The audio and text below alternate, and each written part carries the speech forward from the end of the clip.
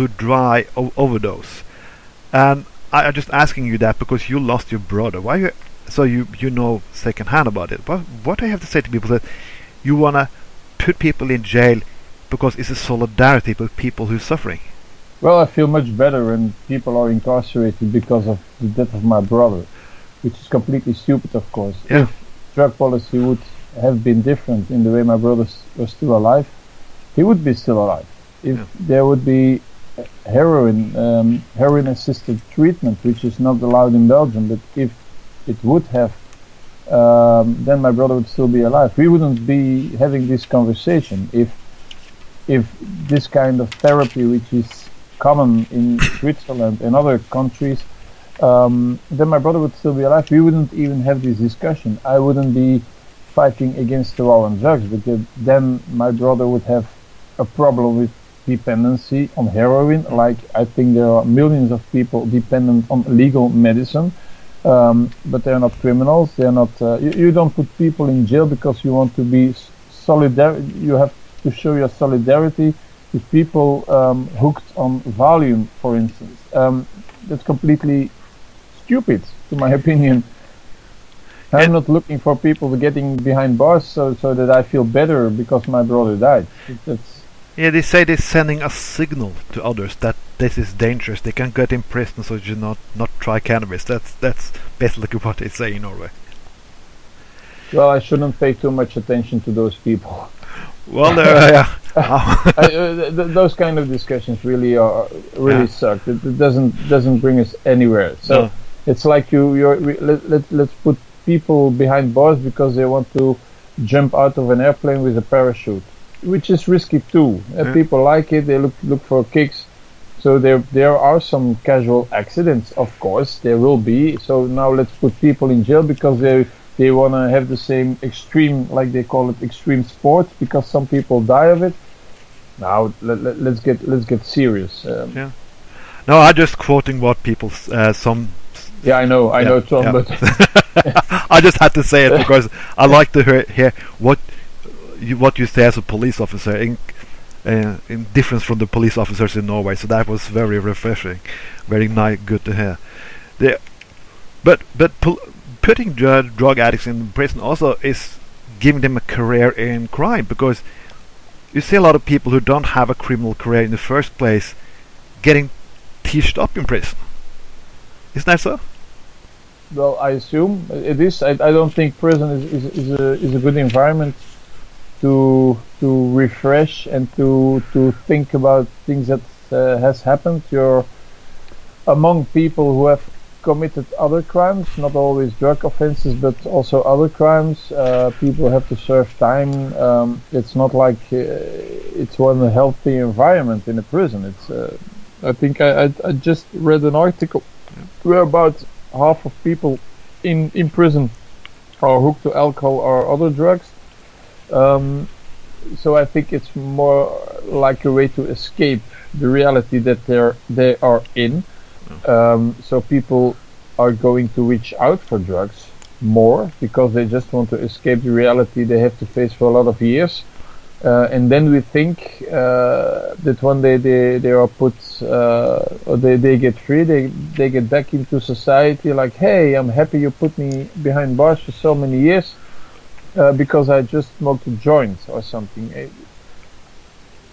What good would that be? So if people really are committing crime like stealing from people or murdering people, or that's a different question. Then again, I seriously put some question marks on the system of prisons, whatever. But there are always people who needs to be taken out of society for a certain amount of time. Definitely, there are people really dangerous for other people.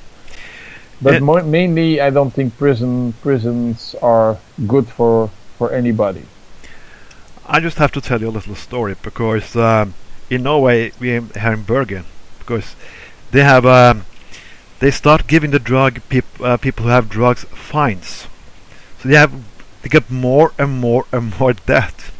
So if they ever get off drugs, they have a big debt to the state. Yep. Can you just tell me how you think that is fucked up? Well, I saw it with my brother. He too got into debt, and he got a fine from the judge, and he couldn't pay because which is one thing that severe users or junks, I call it junks. Don't go around it. My brother was a junk. When he was in that stage, he didn't have any money. The only thing he had was a huge debt rate, so he had several 10,000s of euros in debt, fines he couldn't pay. So it was one. It's a vicious circle, and thinking that another fine or another penalty or another conviction will help anybody beside the conscience of some judges or politicians, well, that's completely stupid. You're making the problem bigger, always. Every time you're making it bigger and bigger and bigger. So frankly, I don't think when you get into that stage of drug use, it isn't a problem. You have other problems, and we don't face those problems. The drug use is just a symptom. It's an escape from something else.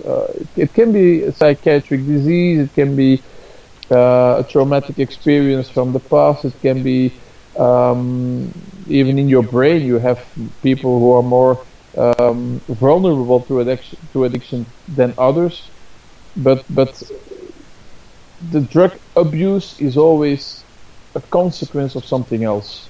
Yeah. To my opinion, but who am I? I'm just a cop. I'm just a policeman. No, you're the first in line. In Norway, they have some police statutes that said that they shall keep an eye on people who are working for legalization. What are your opinion on that? Do you think the police should police monitor or watch over people who's like me who's for legalization? That is very strange, but that's a police article in Norway.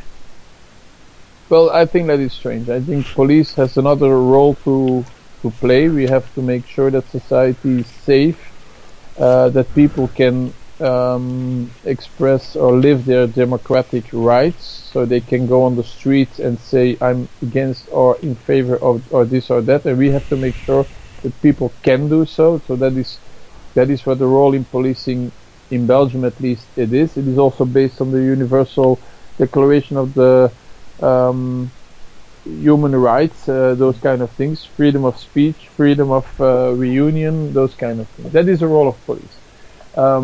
I don't think the role of police should be monitoring people who have another opinion than mainstream. I think that's frankly, I think that's dangerous. Role police has to play. It refers to me like in the World War. Yeah. In police and police of Antwerp, where I've been working for several years, there were two sides. The one side was working with the German, and the others were against. So I think police has to be neutral, but that's something else than saying, listen, this or that policy is not working. Maybe we should try something else, because at the end, even prohibitionists or people for legalization, we all want the same. The way we want to reach this is different. Yeah. We want safe societies, and we want policing that is good for society, and if it doesn't cost too much, that's even better. So now we are spending a lot of money on something that's not working, but I think a lot of people are just afraid. They are not informed properly. They think it is evil, drugs are evil, it's dangerous, and I think that is the role we can play. Even as a policeman, we can say, listen, you are wrongly informed, please read this, or you should know that 90% of drug users are not addicts, 10% is hooked and can have a problem, but then again you have to look more deeper, and then even a huge amount of those people will have other problems like, as I've been telling you before, psychiatric health or trauma or whatever, and then you have to face those problems and not the drug use. The drug use itself, it will stop if you face the real problem that's behind. I've never met any person who has been helped, if he has a psychiatric disease or trauma or whatever, no, not one of those persons can be helped with putting them in jail. It's like people with cancer. We're going to help them by putting them in jail. It's if you start looking at it, it's so strange that a lot of people still are thinking that way. That's the challenge we have to face.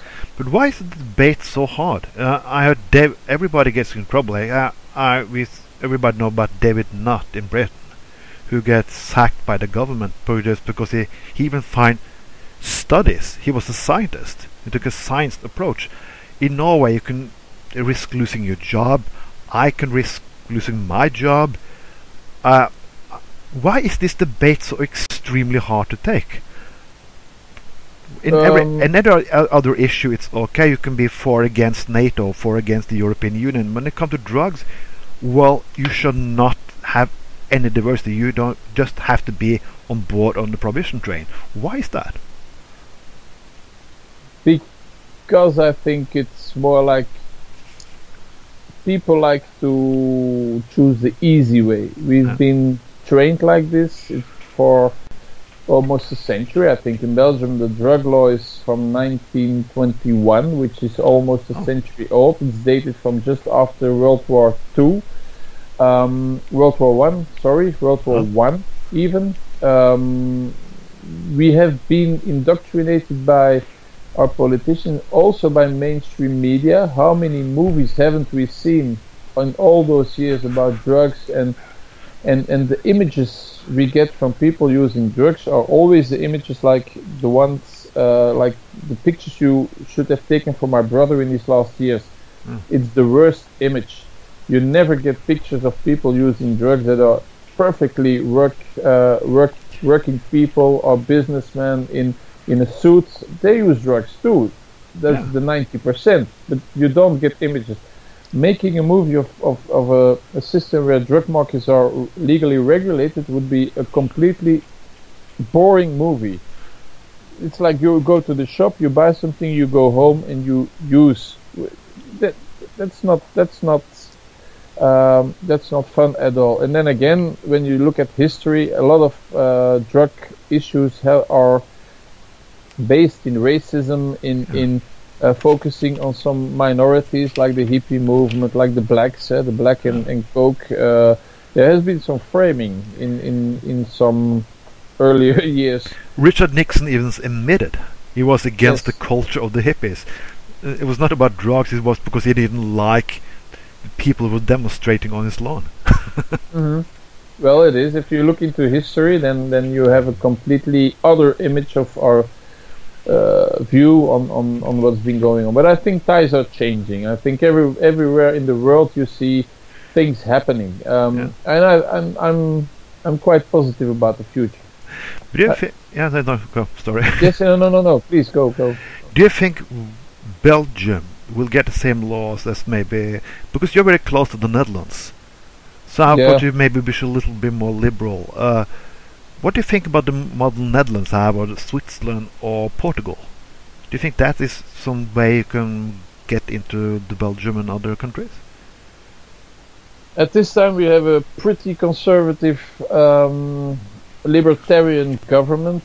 Under this government there will not be any changes at all.